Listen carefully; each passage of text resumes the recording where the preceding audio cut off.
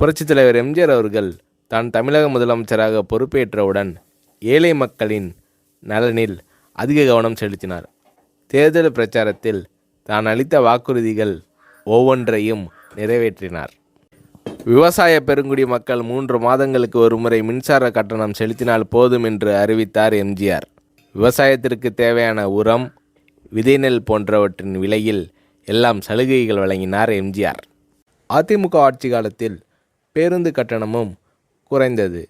மாணவர்களுக்கான சீசன் டிக்கெட்டில் கிட்டத்தட்ட 30% சலுகை தரப்பட்டது. சட்டம் ஒழுங்கை காப்பாற்றும் வகையில் சமூக விரோத செயல்களில் ஈடுபடுவோரின் மீது கடுமையான நடவடிக்கைகளும் எடுக்கப்பட்டது. எம்ஜிஆர் தமிழக மக்களிடம் அளித்த வாக்குறுதிகள் மிக விரைவாகவே நிறைவேற்றி வந்தார்.